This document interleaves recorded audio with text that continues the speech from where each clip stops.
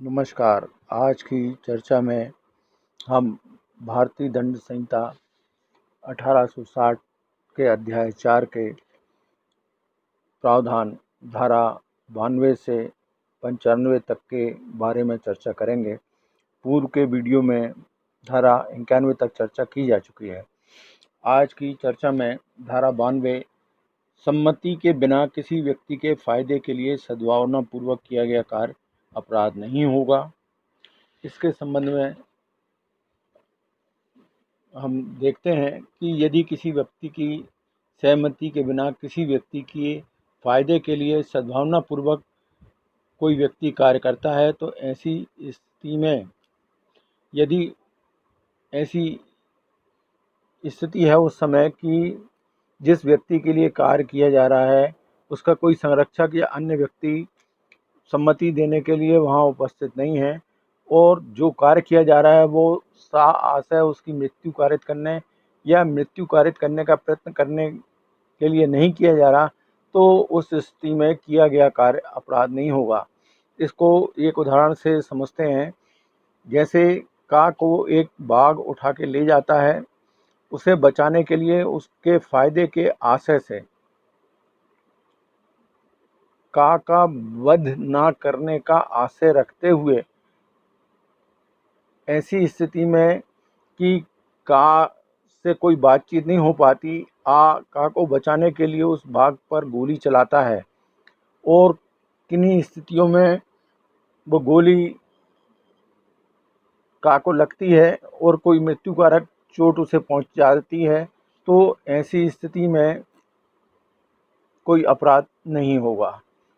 धारा 92 के संबंध में 3 बातें विशेष ध्यान देने योग्य हैं कि जो भी कार्य किया जाता है वो जरूरी होता है, वो कार्य जिस व्यक्ति के लिए किया जा रहा है उसके फायदे के लिए किया जा रहा है और उस समय उस कार्य के किए जाने की स्थिति तक के लिए उस व्यक्ति से सहमति लेना संभव नहीं है। तो ऐसी स्थिति में किया गया कार्य कोई अपराध नहीं होगा। जैसे किसी घर में आग लग गई और वहाँ पे उस घर में जो भी संपत्ति और व्यक्ति हैं उनको बचाने के लिए कोई व्यक्ति जाता है, वहाँ पर वह देखता है कि एक छोटा सा बच्चा है जिसको वहाँ से लेके निकलना संभव नहीं दिखता। ऐसी स्थिति में वहाँ पे नीचे कुछ लोग कंबल और इस तरीके के साधन ले लेते हैं कि ऊपर से उसको छोड़ने पर वो बचाने की कोशिश कर लेंगे।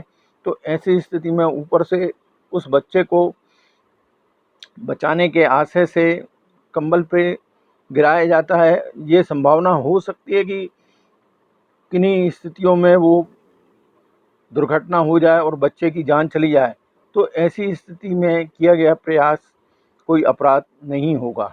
अब सेक्शन 93 के बारे में देखते हैं। सद्भावनापूर्वक की गई संसूचना। इसका सीधा सा उदाहरण ये है कि यदि किसी व्यक्ति को कोई हानि ना पहुंचाते हुए और ऐसा कोई आशय ना रखते हुए उसके फायदे के लिए कोई जानकारी दी जाती है तो वह एक अपराध नहीं होती।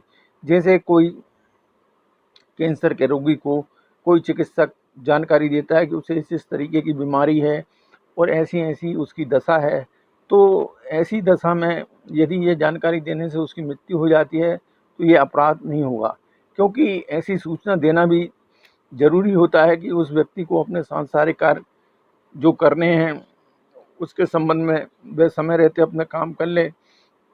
यदि उपचार के उसके पास अन्य कोई साधन और प्रयोग हैं तो वह उपचार करा लें। अब इसके बाद अपन सेक्शन 94 के संबंध में चर्चा करते हैं। वह कार्य जिसको करने के लिए कोई व्यक्ति धमकियों द्वारा विवश किया गया है, मतलब बाध्यता व्यवस्था के अधीन कोई व्यक्ति कोई कार्य ऐसी परिस्थितियों में करता है कि उसकी हत्या और मृत्यु दंड से दंडनीय उन अपराधों को जो राज्य के विरुद्ध हैं, इन्हें छोड़कर कोई बात अपराध नहीं है। यदि राजद्रोह या राज्य के खिलाफ कोई अपराध किए जा रहे हों और ऐसी स्थिति में मृत्युदंड या अन्य कोई कार्य है तो उस स्थिति के संबंध में यह प्रावधान है। इसके उदाहरण भी आगे अपन चर्चा करते हैं कि यदि किसी आदमी को उसकी तत्काल मृत्यु या उस व्यक्ति की मृत्यु होने की स्थिति के संबंध में रखकर कोई अवैध कार्य कराया जाता है और वो कार्य उसकी इच्छा से नहीं कर रहा है तो वह अपराध नहीं होगा। इस संबंध में एक वेल नोन मैक्सिम है, एक्टस नी इनविटो फैक्टस इस निसी एक्स। एक कार्य मेरे द्वारा किया गया मेरी इच्छा के विरुद्ध वह मेरा कार्य नहीं है, इसलिए मैं उसके लिए उत्तरदायी नहीं हूँ। उदाहरण लेते हैं, जैसे कोई आदमी औजार बनाता है और कोई डकैत लोग उसको अपने कब्जे में ले लेते हैं और उसे मृत्यु कारित करने का भय दिखाकर किसी घर के ताले तोड़वाते हैं, तो ऐसी स्थिति में वह इसमें स्वेच्छा से शामिल नहीं होता और उसको मृत्यु कारित करने के लिए कि तत्काल उसको मार डालेंगे, ऐसी स्थिति में वह डर के कारण विवश होकर ऐसा कार्य करता है तो वह कोई अपराध नहीं होगा। किंतु कुछ मामले ऐसे हैं जिसमें इस तरीके का अपवाद नहीं लिया जा सकता। जैसे कोई शासकीय कर्मचारी कोई काम कर रहा है और वो यह कहे कि वरिष्ठ अधिकारियों के आदेश पर वह किसी व्यक्ति को प्रताड़ित करता है और इतना प्रताड़ित करता है कि वो अपनी आत्महत्या कर ले, तो ऐसी स्थिति में यह बचाव नहीं लिया जा सकता उस कर्मचारी के द्वारा कि वह वरिष्ठ अधिकारियों के आदेश पर ऐसा कर रहा था। ऐसे ही कोई व्यक्ति पुलिस के सिखाने पर झूठी गवाही दे तो उसका यह अपवाद भी स्वीकार नहीं किया जा सकता। ऐसे ही कोई राजस्व अधिकारियों को अवैध कार्य करने के लिए रिश्वत देता है तो वह इस कार्य से अपराधी की श्रेणी में होगा। यह ध्यान देने योग्य बात है। इसमें आपकी जानकारी के लिए स्पष्ट हो गया होगा कि ऐसे मामलों में जो अपराधी है वह स्वयं की इच्छा से ही ऐसी परिस्थितियां ना करे जिसका परिणाम हो कि वो कोई अपराध करे। तो ऐसे मामलों में जो भी परिस्थितियां हैं उनके आधार पर इसका निष्कर्ष निकाला जाता है और यदि कोई अभियुक्त ऐसा आधार लेता है तो उसे इस संबंध में प्रमाणित करने की जरूरत होगी। इसके बाद धारा 95 के संबंध में देखते हैं।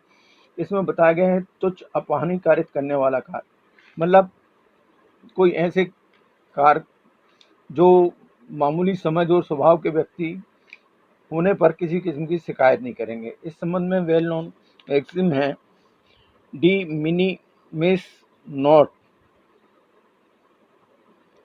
क्रेट लैक्स। विधि तुच्छ बातों पर ध्यान नहीं देती। इसका मतलब यह हुआ कि कानून में छोटी जो बातें होती हैं इसके संबंध में साधारण आदमी शिकायत नहीं करता।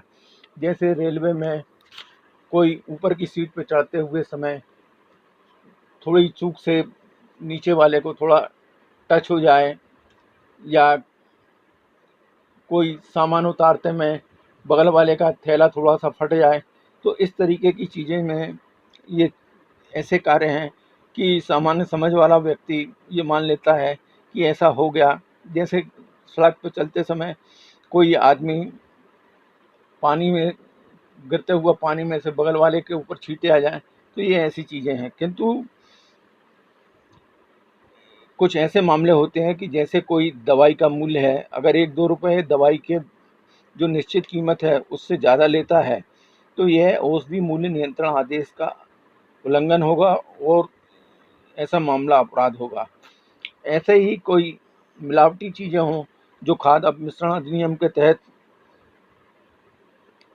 दंडनीय अपराध हों तो वो भी अपराध की श्रेणी में आएंगी। ऐसे ही छाप, जिसे मिस ब्रांडिंग कहते हैं, खाद्य अपमिश्रण निवारण अधिनियम के तहत ये जो चीज़ें हैं ये अपराध की श्रेणी में हैं। अब तुच्छ हानि की मामूली समझ और स्वभाव के व्यक्ति के मामले और भी हो सकते हैं। कि जैसे सरकारी ज़मीन पर खड़े हुए झाड़ से कोई साधारण सी कीमत की कोई फूल पत्ती तोड़ ले, या किसी की खुली ज़मीन से आदमी एक आध फावड़ा मिट्टी ले ले, तो इस तरीके की स्थितियाँ अपराध की श्रेणी में नहीं आती हैं। अब इसके बाद आप बताइए कि आज की जो चर्चा थी यह कैसी आपको लगी? इसके संबंध में आपके क्या विचार हैं? और कोई आपका प्रश्न हो तो वो आप कर सकते हैं, और आपको यह चर्चा उपयोगी लगती है तो अन्य लोगों को शेयर करिए, लाइक करिए और इस चैनल को सब्सक्राइब करिए। धन्यवाद। अब अगले वीडियो में अपन प्राइवेट प्रतिरक्षा के अधिकार के विषय में चर्चा करेंगे। धन्यवाद।